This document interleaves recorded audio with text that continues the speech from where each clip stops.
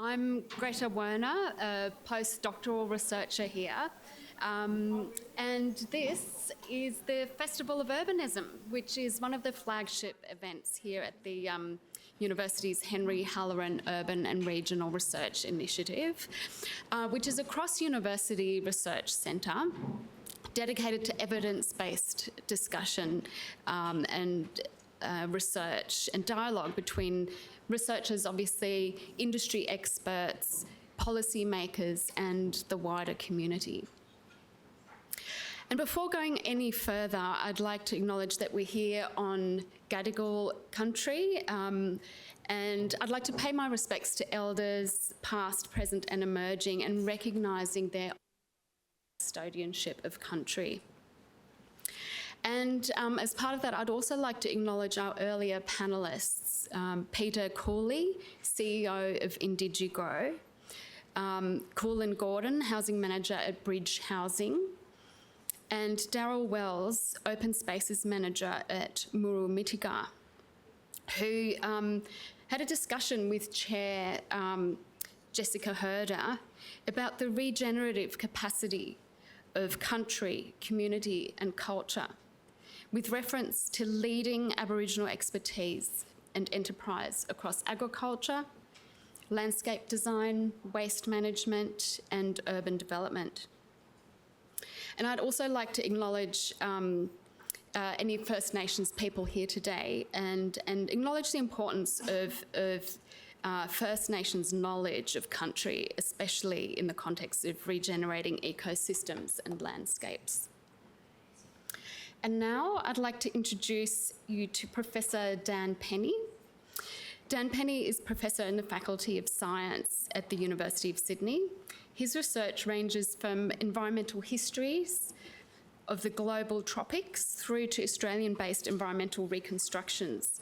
He applies expertise in paleobotany to document the long-term behaviour systems, ecosystems necessary for the definition of ecological baselines and restoration targets. Funded by the Sydney Environment Institute, Joe, Dan and colleagues have been working on a project that investigates the regulations and environmental history of the Botany Wetlands, a 4.5 kilometre corridor of freshwater wetlands, critically endangered native woodland habitats in Sydney's inner east. The wetlands filter stormwater runoff, accommodate floodwater, benefit human health, and represent an important refuge for plants and animals. The project provides authorities with a roadmap for the restoration of the wetlands ecology and functional diversity. So welcome, Dan. Thank you.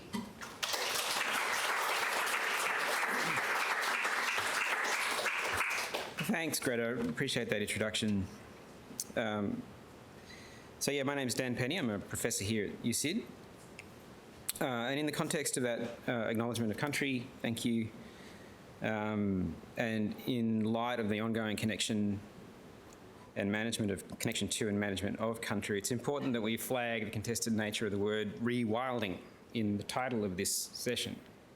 Rewilding has quite specific meanings, particularly in practice, I guess, the reintroduction of locally extinct native fauna to particular areas, but it also implies landscapes without people, which of course we know that Aboriginal land has never been without people, and ideas of wilderness continue to be challenged around the world. So with that in mind, we need to be quite careful about how we phrase these things. Terminology is an issue, as we'll see as we work through this session. So cities across the world are grappling with a series of interlinked challenges, including but not limited to climate change, biodiversity loss, rising human populations, a range of other things. In Australia, I think the need to respond to those challenges is urgent, and I think more importantly, they're increasingly recognised as being urgent. I think the National Climate Risk Assessment... Is the microphone on? It is on, yeah. The National Climate Risk Assessment made that urgency quite stark this week, I think. So we're all on board with the urgency of addressing these things. But of course, responses to those challenges need to be diverse and cross boundaries between sectors, between institutions, between geographical scales. They need to be flexible and adaptable. And in that space, nature-based solutions have some potential to meet some of those big challenges. And by nature-based solutions, we refer to actions or interventions to protect, manage and restore ecosystems in ways that address societal challenges, whatever they happen to be. You think climate change, for example, which yield both social and, or benefits both socially and in terms of biodiversity, so co-benefits. So in short, nature-based solutions work with nature rather than in pushing top-down engineering solutions to work against nature to maximise benefits for people and the environment in the context of a quite degraded and fast-changing world. So the importance of these things is quite well known internationally at the highest levels of policy. The IUCN, of course, coined that phrase in 2016 and established the global standard in 2020. It's embedded in the European Union's Green Deal and Biodiversity Strategy for 2030, which funds quite large-scale urban renewal projects. Frameworks like the UN Sustainable Development Goals and the Convention on Biological Diversity's Global Biodiversity Framework also provide fertile field for nature-based solutions to take root. And of course, the IPCC have recognised what they call ecosystem-based assessment, which is effectively a synonym, as critical to both climate adaptation and mitigation of the risks presented by climate change. So internationally, nature-based solutions is recognised as both a kind of broad conceptual framework and also as a practical way of cost-effective responses to some of those pressing, particularly urban challenges that confront us. In Australia, the conversation is gathering pace, I think it's fair to say. And there are plenty of local examples of what we might think of as nature-based solutions, or sometimes called nature-positive solutions. The terminology is very debatable. Some of these might, off the top of our head, might include Sydney Olympic Park, for example, or the wetlands of Sydney Park, the Glebe foreshore and its contributory canals, or the Greenway, and so on and so forth. But not all of those things will conform to the definition provided by the IUCN. Not every green wall and rainwater garden will meet those criteria. Certainly, the Australian government's national urban policy advocates for the development of nature-based solutions such as those, as a way of fostering resilience and adaptation in urban environments, but there's no pathway that's set out to enable that, to support that, or to achieve those ends. Indeed, a recent review, now 2 years old, I think, of nature-based solutions in Australia found that the lack of that kind of integrated policy framework at the higher levels means that nature-based solution interventions are almost always local. They're almost always driven from the bottom up as a result of local councils, of ENGOs or community groups.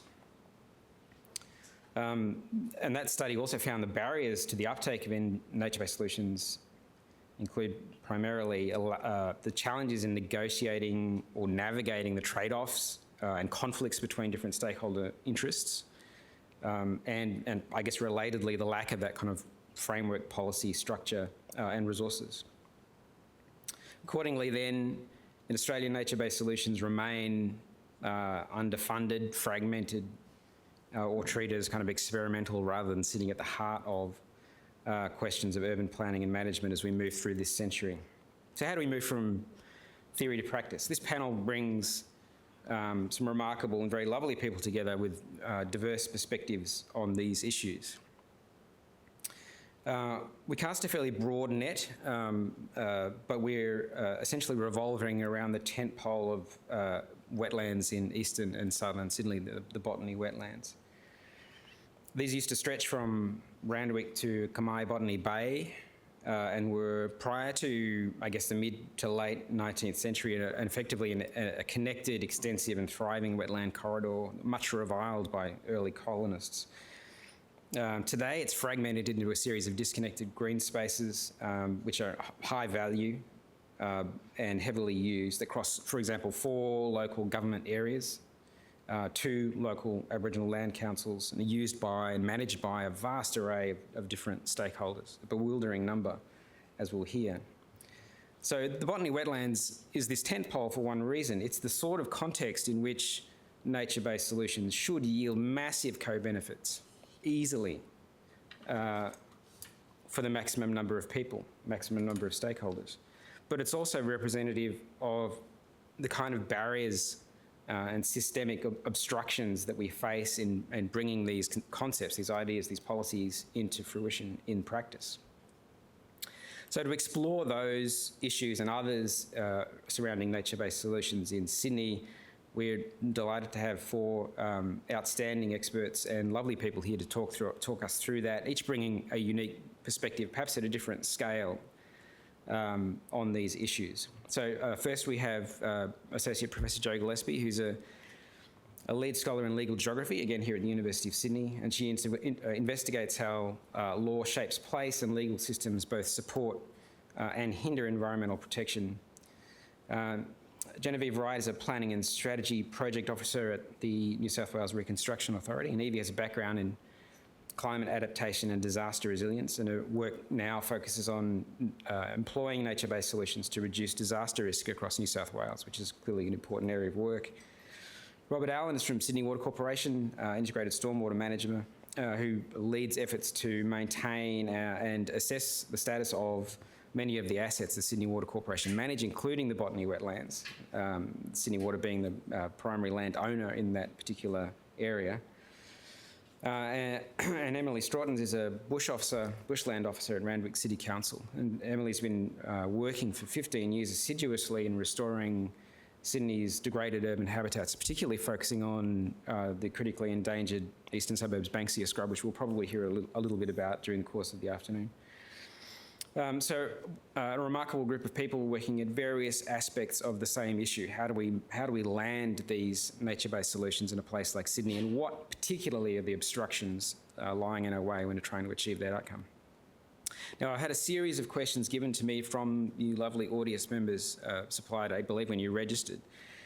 I don't know that we'll have time to get to those at the end of this, but what I've done is tried to synthesise all of those questions into some thematic questions that we'll pose to the panel when we get to the end of this session. So hopefully you'll get some of what you want, but no one's going to go away satisfied. A bit like nature-based solutions, as a matter of fact. Without further ado, I'd like to call up our first speaker, which is Jo Gillespie from the University of Sydney.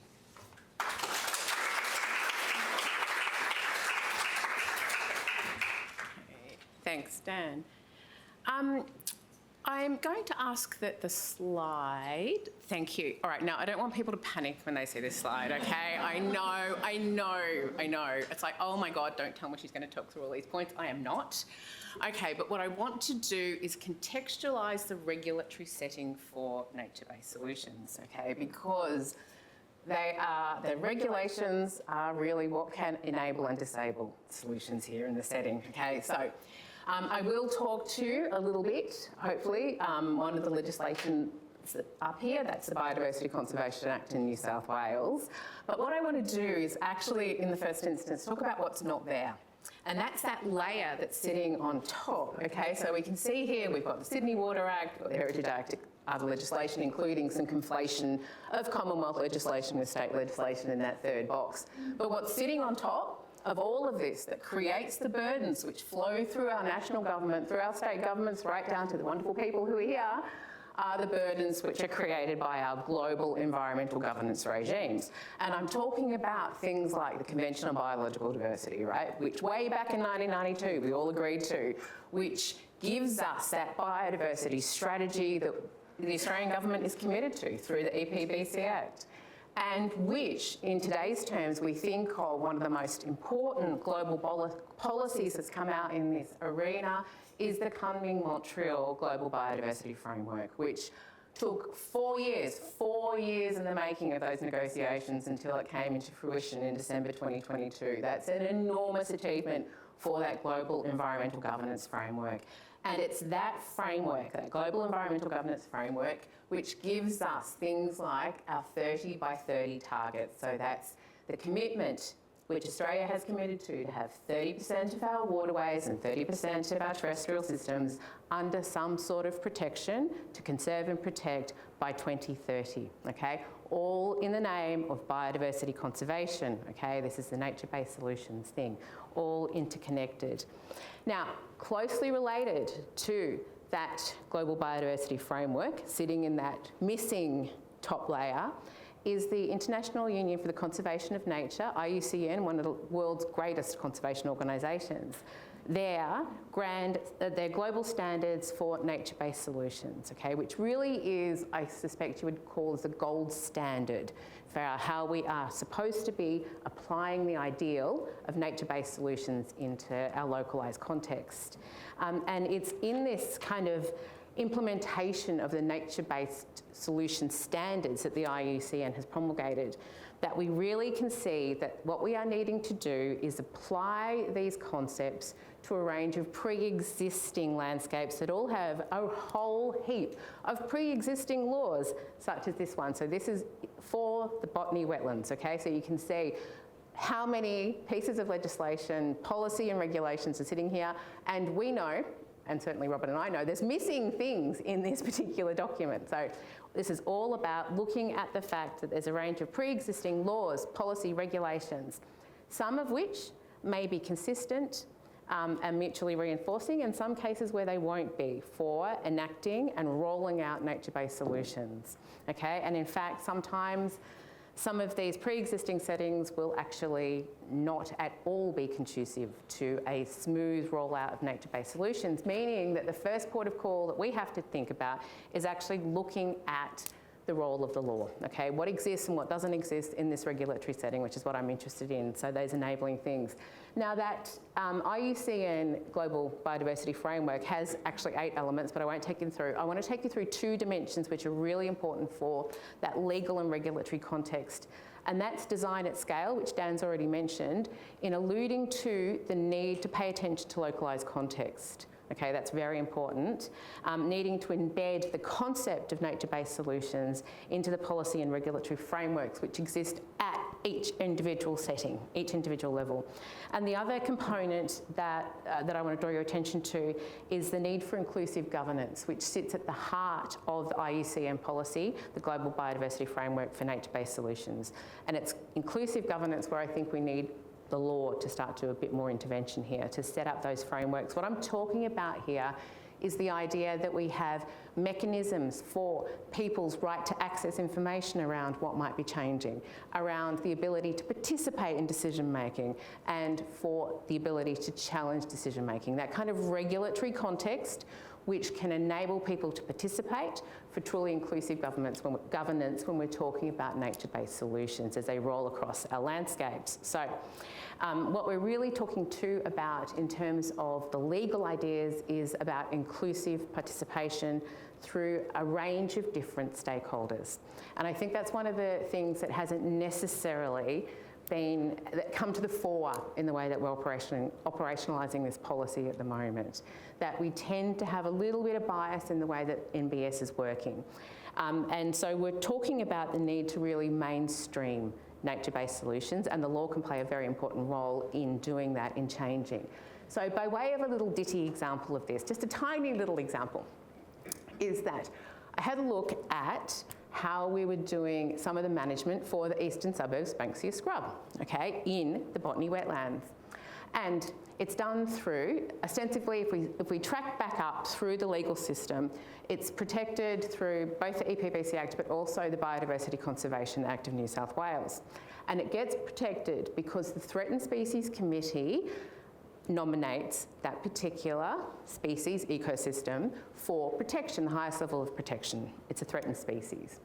Now, it's that Threatened Species Committee which gets nominated through sections of the Act which decides what belongs and where it belongs, okay? So for nature-based solutions, that's actually really important. So if we're looking at how inclusive participation is in terms of what belongs, when it belongs, it's actually the New South Wales Threatened Species Committee that's doing that. And as it's currently constituted, the committee is composed of 11 members, 8 of whom have to be biologists or ecologists. So we have a strong, now, there's nothing wrong with that. I want to make this perfectly clear. I'm not suggesting that we change that, but what I am suggesting is that the role of law can to say something along the lines of, we can actually open up the participation so that we have more than human voices, that we have Indigenous knowledges recognised in something like the Threatened Species Committee, which is the ultimate responsible party body for recommending what belongs and what doesn't belong on a particular site. Okay, so that's just a tiny little example of the way law operates to enable and disable nature-based solutions to be rolled out across our landscapes. So that's really, I think, really where I wanted to end this, to say that law can actually write in its legislative sections, in its actual detail, inclusive governance mechanisms. Okay, so yeah, that was it. I think that's okay for time. Yeah. Thanks, Joe. Terrifying image there. Next up is Evie Wright from the Reconstruction Authority. Thanks, Evie.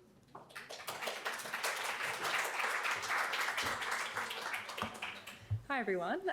That was really fantastic, Joe, what you just outlined, the complexity that we see here in this space in the legal side of things. And I think something I want to echo, which you flagged really, is the difficulties we face that when it comes to nature, there's multiple government organisations that are responsible for looking after some aspect of nature, yet nobody's really in charge here. And this is something that we're facing at the Reconstruction Authority, and I think underscores everything you just said there around the importance of this collaborative governance kind of approach that's needed. When you think about, when you consider who's managing, who's supporting, retaining and investing in nature, it can get really complicated, and there's a lot of different vested interests as well at play. So having those participatory kind of decision-making processes is important, and something that I'm going to flag in what we're doing over at the Reconstruction Authority. So I'm kind of pivoting the conversation a little bit into the disaster resilience space here, as that is what the New South Wales Reconstruction Authority, or RA for short, which I'll refer to for the rest of the talk, is tasked to basically proactively reduce the impact of future disasters on New South Wales and New South Wales communities. And so when we look at nature-based solutions, what we're doing in this space here is we want to understand what role they can play in helping to reduce the vulnerability of New South Wales communities to natural hazards like bushfires, coastal hazards, floods, heat waves and landslides, just to name a few, but we also have remit over 4 more hazards as well. And so how we're going about this is that we really want to take the approach from a multi-hazard lens, because often certain nature-based interventions might have different kind of impacts, or sometimes conflicting impacts depending on the hazard. And so one example I could outline to you all is looking at riparian restoration, so revegetating riverbanks.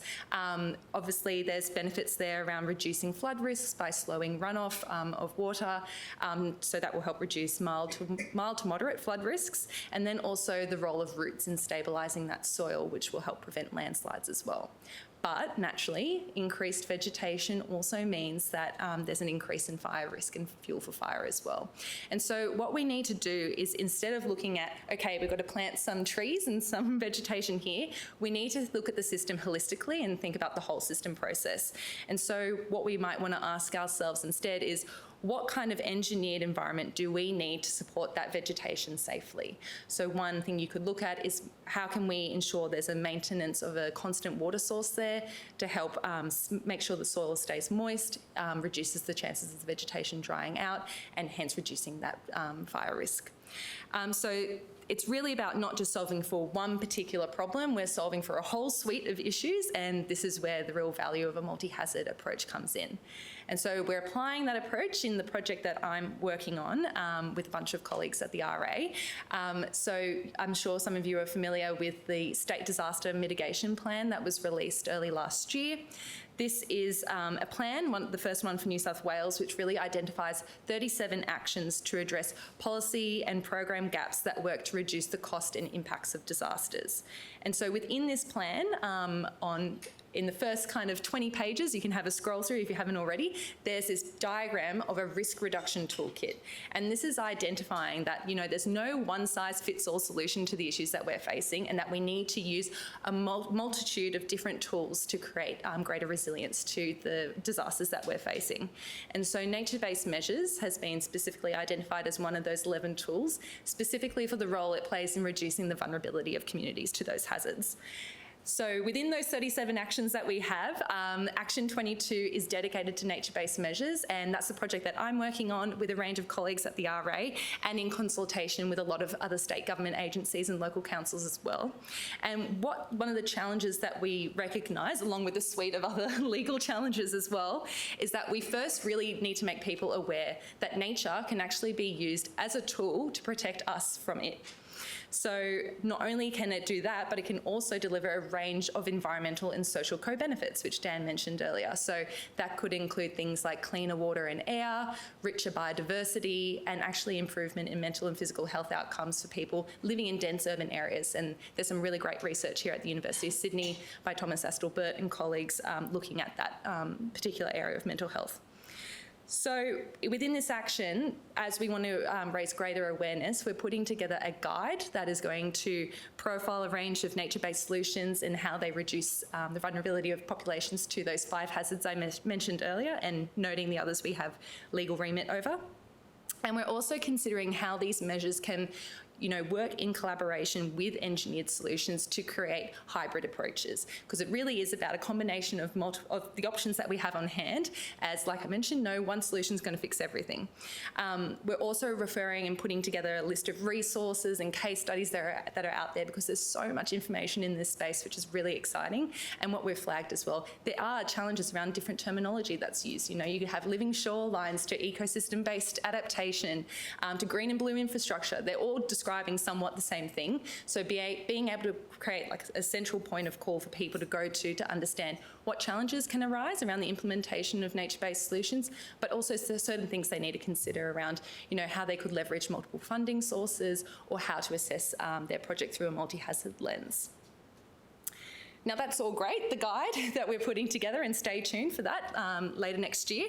But we're also, for that to be successful, it's also the role that plays in how it supports the disaster adaptation plans that we have responsibility in delivering. So if you're not familiar, just last month we released the Disaster Adaptation Plan Guidelines, or DAPS for short, and these are regional scale plans that prioritise a list of actions to reduce or adapt to natural hazard risks. So we're zooming out to this regional scale. We've heard there's a lot of complexity and a lot of work that's being done as well from that local scale. So how can we apply some of that work to that regional kind of catchment scale lens? So the DAPs really here are an important mechanism for ensuring that, nature-based solutions are part of the long-term adaptation planning. So I'll just quickly run through the 4 different stages we have when it comes to the DAP process, and I'll highlight where nature-based measures can come into it. So stage 1 is looking at readiness, and this is really around, setting up governance processes and arrangements, scoping out the whole DAP process, and then agreeing on how we'll prepare each DAP. But coming to what I mentioned earlier and what Joe flagged as well, this challenge around coordinating across governments is a real issue, and this is where interagency coordination needs to be supported by certain kind of governance arrangements. So we're putting together regional steering committees, which will have representatives from local and state government agencies, so that their needs are recognised but also aligned from the start as well. Moving on to stage 2, we're looking at understanding regional risks that are currently facing regional areas, and then also into the future, and then doing those kind of early assessments and identification of early actions we can take. So when it comes to nature-based measures, we want to consider them from the outset and not just as an afterthought. And so this is where that risk reduction toolkit diagram of the 11 different tools comes into play, as each DAP needs to have consideration to that toolkit. Underpinning the whole DAP process, though, is how we work closely with communities, because as we've seen from what's happening on the ground and from a range of research as well, people have true experiences around their lived experience. They hold a lot of local knowledge, and they know what they value most about their place as well. And so it's important that all of that informs the decision making that we do, because really at the end of the day, the communities are the ones who bear the consequences of these decisions, and so they need to be part of developing those solutions. So what we've also seen internationally is that nature often is a priority for communities too, and it's important that we recognise that when we're thinking about adaptation planning. But also with that, we can take a lot of lessons away from other international examples to ensure that, certain communities understand the practical realities of such measures too. And I'll just quickly make note that in New York, there's a coastal resiliency project over there called the Big U, and it was a great example of a lot of strong community engagement done during the design process of the project, but unfortunately not as strong an engagement with the delivery agencies around some of the technical issues that that project was going to face. So they envisioned originally green berms and floodable parks, and it was this amazing kind of vision of New York harbourside. But unfortunately, the technical realities of it would not make that possible. And so that led to a lot of disappointment with the communities there and a lot of distrust with the government moving forward. So it's important that, we have these honest conversations with communities up front, because not only do engineered solutions come with trade-offs, but nature-based measures do as well. And so it's important that what we're designing is not only inspiring, but also realistic. Finally, just to quickly wrap up, stage 3 is around assessing packages of mitigation and adaptation options. So we're not just looking at individual actions, we're looking at, assembling complementary options. And one example I could provide is you might be looking at the managed relocation of certain homes in high flood risk areas, and then you'd want to couple that with the pairing of a nature-based measure that might transform parts of that land into a floodable park with a accompanying detention basin, so an engineered solution in there too. And so not only does that reduce the flood risk to neighbouring properties in that area, but it also provides a range of other co-benefits like urban cooling, recreational space, and groundwater recharge as well. So these types of co-benefits, really matter to communities, and we really want to make sure that we're valuing them properly, because really at the end of the day, disaster risk reduction benefits might only be realised every 2 or 5 years.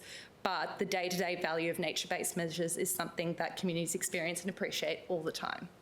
To wrap up, finally, stage 3 will have a full DAP that has been developed, and then stage 4 will be around implementation and monitoring of that whole strategy. So overall, there's a lot of work still to do, and there's obviously a lot of challenges still that we need to address, but I think excitingly, there's a lot of great work happening out there, internationally and in our own backyard, and I'm sure we'll go into more details, and hence why I'm really excited to hear from Emily and Rob what they're doing in their own areas, so thank you.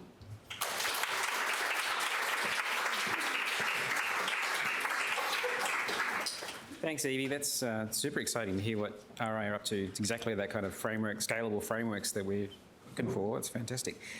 Next, we're going to hear from Robert Allen from Sydney Water Corporation, who's going to give us an institutional and practical perspective on these things. Thanks. Great. Well, thanks for having me, everyone. It's great to see so many people here turned up to listen to us today. So I'm going to be talking a bit more about Botany Wetlands, the specific site, and sort of what the work that Sydney Water does at the site to keep it going and maintain it. I guess in the context, like Evie was saying, that people really value nature. It's really interesting that Sydney Water's in a unique position, I guess, because probably everyone here touches Sydney Water in some way every day. If you have a shower, hopefully every day. And when we talk to our ratepayers, people who pay the bills, basically everyone says, what are the top 3 things we really want from Sydney Water? Well, we want clean water to drink. We want a good wastewater system, so when you flush the toilet, the waste goes away and it's not sort of in the street. And thirdly, we want really resilient, great natural places for us to enjoy. And Sydney Water's stormwater group's in a unique position because we have a lot of those big stormwater infrastructures. They're actually right in the public domain. And we have the ability to actually kind of regenerate, rewild them in a way to make them more usable and enjoyable for the community. The biggest ones you've probably seen around Sydney are the big stormwater canals, so big concrete drains, very ugly, good place to chuck a shopping trolley, pretty ugly. A lot of those are built around the 1930s from Depression era days when basically people were out of work, so the government said, hey, let's go change a creek into a canal. That's a great idea to get some work. Now those assets are coming to the end of their life. We have the chance to actually take them back to a more natural state. Obviously not back to a creek because there's probably a building next to it, but something a bit more natural. And Botany Wetlands is a really great example where it's such a large site. It's the biggest freshwater wetland basically in the Sydney region. It's huge, it's massive if you've ever been down there. And it's a really important piece of Sydney's history as well, because actually I was reading today that when James Cook sailed into Botany Bay in 1770, he looked up the Cooks River and he could see Botany Wetlands up in the distance. And to his English eye, he was seeing it as the New South Wales, as I was seeing it. He saw these rolling green hills in the distance and he thought, oh, this is just going to be just like, England back where we came from. It's going to be a great farmland. We can go up there and really have our colony there. when Philip arrived in 1778, or 1778, yeah, 1788, sorry, getting the numbers mixed up. When he arrived, basically he went up there and saw that what he thought was rolling hills was actually Botany Wetlands. So it was all the big tall reeds and it was all this boggy land, so totally unusable for farmland. If you dug the soil up, it was all swampy, gross. The Europeans, if you read things from back in the day, they were very dismissive of it. The term bog and marsh and that sort of thing is very dismissive terms. And that's why Botany Wetlands sort of had a poor reputation. So all through that area, if you were living down in that area in sort of the 1850s, you were really down on your luck. It was all just shacks and really not great compared to what we see today. The reason that Sydney sort of formed where it was today is because when Botany Wetlands was found to be unusable, the colony sailed around to Port Jackson basically and saw that Sydney harbour was really great, had the tank stream, which we still maintain today, really nice fresh water, looked nice deep harbour, really good place to have a colony. So that's sort of why Sydney was here today. I think if they had just tried to form the colony in Botany, they would have given up and gone home, and we would probably be speaking French today, I don't know, or Spanish maybe, I'm not quite sure. So in terms of the sort of day-to-day work that we do down at Botany Wetlands, so as you were saying, Sydney Water's the owner of Botany Wetlands. It's kind of weird to own a wetland because it's such a large area. I guess we're the custodians of it for everyone in Sydney and Australia because it's such an important place. So when people say Sydney Water owns it, I don't know. I have difficulty understanding that, but we own the land and we maintain it. So some of the work we do down there is really to try and regenerate it, look after it and make it better. So some of the things we do is we've got such a large urban catchment there. There's lots of rubbish going into the wetlands. So lots of silt, lots of rubbish. Everything coming off all the streets is going straight in there. So we've got lots of gross pollutant traps all around the wetlands. Things like big traps that trap rubbish, floating things that catch floating rubbish. So we remove like tons and tons of rubbish every year, get that out of the system so it doesn't actually go into the wetlands. In terms of vegetation as well, there's really great vegetation there. I think Emily's going to talk a bit more about the ESBS, the Eastern Suburbs Bankside Scrub, really great endangered ecological community. And that would have been going from like all the way up, probably from the back of Redfern all the way down to the airport back in the day. And there's actually really good historical records of people actually walking through there and comparing it again like to England. So sort of like the Scottish moors, like all this low vegetation, not many trees, and saying if you walk down there this time of year, the wildflowers would have been amazing. So I think if I had a time machine, I'd go back to sort of that time. The reason that Sydney Water ended up owning the wetlands, you might want to know that, is actually a really interesting story. So the reason it became apparent that we needed some more water sources in Sydney, basically the tank stream in the city had become basically an open sewer by like 1810. The Europeans had just polluted it so much it couldn't drink water out of it. So Busby's Bore was built, and then Busby's Bore was really overutilised, so there was too much water being extracted out of it. They needed a third water supply, basically. So Botany Wetlands was developed as a water scheme where the large wetlands that existed there, they were dammed up with big dam walls all the way along. There was about 6 or 8 of them, dam walls that they're still there today, actually. And then water was pumped over to Crown Street from the wetlands. So a really interesting, I guess, use of a resource that was there. The Europeans saw it as a great way to get the water over into the city. And I was reading this morning, it's really interesting, one of the beer manufacturers, Tooth's Brewery, which is just down here, used to be down on, near Broadway. He was actually agitating a lot because they needed a lot of water for the beer to be made around 1849. So from like 1860s, the water's being transported over there and used in Sydney till about the 1880s, 1890s when bigger schemes were built out in the Nepean. So that's where Sydney Water sort of ended up owning it in the word. I'm going to wrap up now, but I'd say the challenges there is it's a really unique site because we've got golf courses using the site, we've got people wanting to walk through, we've got lots of different ecological communities there that are really challenging to manage. So it's a lot of work to look after it, but it's a great site and I'm glad that it's still there after all these years because unlike a lot of sites in Sydney where it probably would have just been apartments now, it's great that we've got this great green space even though it has its challenges being managed. So I'll wrap it up there. Thanks so much for listening.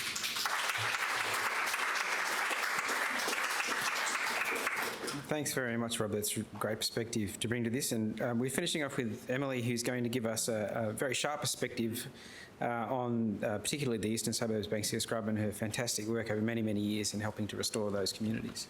Emily.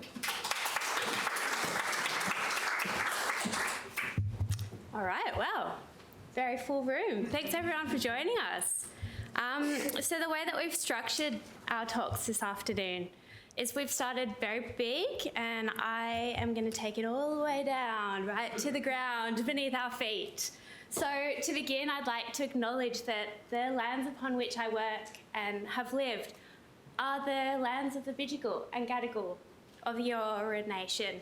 Always was and always will be. And I think often in these conversations, we lament how much has changed over a really relatively short amount of time. And sometimes I think that means that we lose sight of the opportunities that are still all around us. And so today I'm going to really focus my discussion on a little wetland that I work in called Randwick Environment Park. So it's got a lot of commonality with the Botany Wetlands systems, in that it's all based on sand. It's urban, so it's got a lot of competing perspectives, demands on the land. Is it better if I'm closer to this? Echoey? Yeah? And that's such a common thing for urban landscapes. They're finite. There's a lot of people with a lot of perspectives and a lot of demand for space and resources. And yet it's in these urban landscapes that it is so important that as people, we figure out how to live amongst each other and the species that inhabit these spaces alongside us. If we can't figure it out here, we won't figure it out in some abstract out there back then, you know. Here, where we are, we have influence, everyone in this room. So I think if we bring it down to look at what's going on at Randwick Environment Park, you can read the history, you can see what's happened, but when you look at the different plants that we have, so like a lot of urban spaces, there's been a really long history of disturbance. Randwick Environment Park is actually one of the largest biodiversity parks in Randwick, but it's also the youngest park that we have, which is quite an interesting thing. We often think that there's this legacy that we only have these large green spaces because they were set aside by some higher power back when the city was designed. But cities don't happen like that. They happen bit by bit, small decisions and big decisions, layer upon layer. And these decisions, they have impact. They change the soil beneath our feet. And when we have disturbed soil, we change the conditions, the suitability for these spaces to support wild, diverse ecosystems. So when you walk through these urban landscapes, particularly these wetlands, and you say, oh, you know, that's so beautiful, but that weed-infested patch, yuck. It's really easy to paint victims and villains in ecosystems, to say, oh, I don't like that because it's really hard to control, it's overabundant, it's a nuisance. But it's a life. A weed is a life. You can have a weed-infested verge supporting a number of species. Is that not biodiversity? And so when we try to rewild, to bring back that endemic nature into our cities, instead of just saying, oh, I like that and I don't like that, how about repositioning ourselves from controllers of ecosystems to encouragers of life, diverse life? We all have influence to make that happen. Every verge, every balcony, every park, that's an opportunity. And it all starts by building that fertile soil. Soil is not just dirt, it's not just an unconsolidated bunch of muck. in a functioning ecosystem, it's layered. It has history, it contains seeds, it contains life. If you have biodiversity in the soil, you have a good chance that you're going to have biodiversity above the soil. It all starts really grounded. I often see when we try and treat nature-based solutions as infrastructure, they fall flat because they're not infrastructure, they're communities. A tree will extend at least as far beneath the surface as it will above. And so if we've just tapped it on the top, can we really be that surprised when it doesn't thrive? It doesn't have a connection, it doesn't have that community to support it to thrive. They're not a light post, they're a life. And I think if we start to shift that conversation from, rather than asking, what can nature-based solutions do for people, into a conversation about what can people do to shift ecosystems, to support them to thrive. I think we really all have such a potential to make a real difference, and it doesn't matter what your role is. No one, no sector, no profession is going to solve this for us. I think we all need to take a role. We are all custodians of the places we live. I kind of really just want to hear some questions, to be honest, so I might leave it there. Yeah, thank you.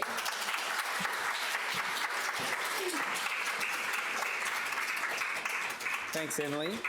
Love that. That was great. Thank you. It's nice to know that places that we consider to be high value from an ecosystem point of view don't need to be ancient. And also you open the multi-species justice can of worms there, but we're going to move right past that. Okay, what I'm going to do is ask the panellists to come up and take a seat, and I'm going to sit here like I'm, testing an oral defence and ask you a series of questions. And to reiterate, we had a whole series of questions from the audience, which I've kind of mangled into some thematic questions, which I'm going to direct to various members of the panel, and we'll see where it gets to. So the first question, which is an amalgamation from Peter, Jason and Alina, goes to Joe. You ready? That question turned out as, what are the biggest barriers to mainstreaming nature-based solutions, or however you want to call it, in cities? What are the biggest barriers to mainstreaming it? And in that context, how can we expedite, fast-track these kinds of interventions? Okay, well, it will be no surprise to the people who listen to what I have said that I would suggest that the biggest barriers are actually those regulatory, legislative ones, which can actually enable or disable solutions. So I think we need to go back, look at our laws, which then inform our guidelines and our policies, and we tackle them that way. I gave you that little example. There's many other ways that we can do this. We can think about how we create inclusive governance systems where we have more voices, more than human. We have Indigenous knowledge, we have local knowledges. I would be tackling it through a legislative reform agenda, actually. From your point of view, is that regulatory, legislative, legal context that enables the policy frameworks that then get employed? That's right, it does. That's how it streams down. So when we get right down to the work that Rob and Emily are doing, it's actually informed through, this is our work plan. We have to implement this work plan because we are public servants and this is our obligation. So we tackle it at first instance, which is to tackle that regulatory setting, that framework. We have that global initiative, the IUCN framework, and that's all filtering down, and so now it's time to actually tackle some of our local laws, and that's the federal and the state context, so that's changing those kind of legislative settings to enable more voices to be heard, in essence, around inclusive, transparent governance and decision making. Excellent, thank you. The next question is for Rob. This comes from, and again, an amalgam of questions from Jason, Morton, Colin and Yu Ting. How can we make sure that nature-based solutions meet performance standards, for want of a better phrase, for things like biodiversity, amenity, resilience, et cetera, integration with existing infrastructure? How do we know whether these pieces of green infrastructure or nature-based solution interventions are actually performing in the way that we expect them to? How do we monitor that? Interesting question, yeah. We've done a lot of larger scale regeneration projects or installing, say, a wetland in a council park. And a lot of that is, what did we want to get out of it at the end of the project? And a lot of it is driven by what the community wants as well, which is really interesting. So we go to the community up front and say, we're going to redo this whole park. What would you like to see? Oh, I'd like a cool green space to sit and enjoy to looking at dragonflies or whatever they say. Safety is really important as well because a lot of these are in public open spaces. The funniest example I can think of at Botany Wetlands is it's a live active golf course. There's 2 golf courses there. So there's a lot of golf balls flying around and ESBS plants like to grow up and that blocks sight lines. So we actually have to apply for trimming licenses to trim back some of that critically endangered ecological community to allow people to see where the golf balls are going so they don't kill each other. So it's a very big challenge to meet all those guidelines, but also getting a lot of monitoring data up front. So working out what the site was like before and then after. A lot of projects just kind of start and you don't really know what's there to start with. So getting a good baseline so you can see at the end, oh, there's twice as many frogs or it's twice as cool as it used to be. That's really important. It's missed a lot in projects. I'm not sure why. Just want to start digging straight away and get into it. So the short answer to that question is performance standards are no deaths by golf ball for this particular example. Next question goes to Emily. And then again, this is an amalgam from Samanvitha and Louise. How can First Nations knowledge and perspectives on country shape and strengthen urban restoration or nature-based solution projects? Thank you, and what a big question, and why am I answering this one? I think that kind of speaks to the fact that we still see a lot of siloed knowledge, and the solution comes from embedding it, that it's not just something tacked on at the end, that it's integral, that it's grounded, and it forms the basis of the decisions. It's not just an afterthought. So I guess adding to that, I was very, very privileged to be part of a cultural and ecological burn within the eastern suburbs Banksy Scrub that we have at Randwick Environment Park, and it was just incredible to be a part of that. And I hope that as land managers that we invite these opportunities, because I think we have a really particular special role to play in that. And I also want to just echo that at this point in time, we can't just say, oh, we stuffed it up, back to you to manage this and fix up the problems that they did not create. I think we all need to step up, to be honest about our responsibility, to care for a place that we are now living. It's all of us that need to do this. That's wonderful, Emily, thank you. And I guess it goes to the point you were making, Joe, that we can't afford these things to be piecemeal, and that's why that those perspectives needs to be kind of built into the structures that we employ. Yep, thank you. The last question here is to Evie from Benjamin, Grace and Joel. What kind of urban rewilding, is that word, examples can we look to for, I guess, guidance or as case studies, and what kind of outcomes have been observed from those things? Yeah, wonderful. Yes, examples of urban renaturalisation is another term to be using. Shout out to Colin. Yeah, there's many great examples out there. I mentioned one earlier, many that we can learn lessons from. And Dan, you did point out there's a lot in our own backyard as well, which is great to make reference to. Maybe one I can draw attention to is one across the water over in New Zealand. Yeah, one in Auckland, which was basically looking at an urban development of this kind of like town in Auckland, in Northcote specifically, a suburb there. and it was going to be state housing, large urban development there, but unfortunately that area was susceptible to very high flood risk issues. And so what the council did, there's a subset within the council, Eka Panuku is like the regenerative design group there. They thought about how could we transform and build greater resiliency to this local area by renaturalising the environment that had been pretty much concreted over. So what they did was they brought together a lot of people, and especially coming to what Emily was mentioning as well, bringing Maori iwi into the conversation too, so that Indigenous element is really important there around not only cultural connection to land but also understanding you know, what works, what doesn't in that natural environment. And so they looked at daylighting a stream, which basically means you're unearthing a stream that's been pushed through an underground pipe. And so they renaturalised it and put some vegetation along the riverbank there as well. And then they also converted a reserve, a local reserve there, into a detention basin by lowering it by a couple metres and then putting a detention basin underneath it. And then accompanying that by a constructed wetland as well. And so what that did was it maintained still recreational benefits for the local community there, but also that flood resilient benefit too. And so when you think about like the outcomes that are coming from that project, there's several. There's a disaster risk reduction outcome, right?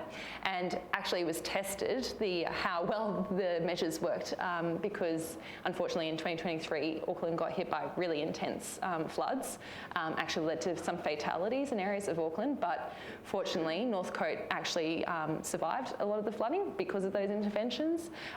The basin itself retained up to 12 million litres of water, which is pretty astonishing. And it also led to a lot of biodiversity outcomes too. So talking about these co-benefits, what they saw was by renaturalising that stream, they saw native wildlife return back to the area because those ecosystems had been restored in that brownfield site. So but they saw the return of a native parrot called the kaka, and also the return of a longfin eel, which was great. And obviously that had cultural significance as well to the Maori of that area. Just one other outcome I'd stress is that cultural one too. And I think coming back to this topic of collaborative governance and decision making here, one challenge that we do see often in the nature-based solutions space is valuation. Like, how do we value the impact of these measures? Because like we said, there's many environmental and social benefits they provide, but that's really challenging to put a monetary value against that. And there is work happening in like the natural accounting space there, but obviously it's a contentious space around who deems what's valuable and what's not. So what the project did was it brought together the different government organisations, the different community groups, so land care groups that were really passionate about that stream in that local area, and the Maori iwi to inform the design of this project. And so what people could do was they built trust amongst the community, but they also built a collective vision of what it could look like. And so what that meant was they weren't having to solely rely on, you know, traditional valuation methods like cost-benefit analysis and all that kind of thing. What they did was built like a moral and a kind of like fundamental valuation behind the project philosophically as well, and for their own future of the community living there.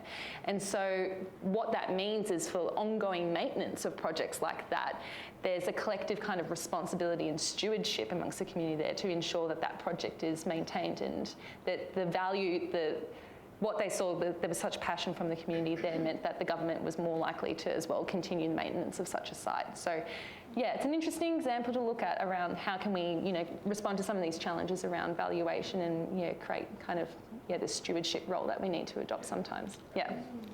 Thank you. All good. We have a last word question to the panel. So in like 20 seconds or less.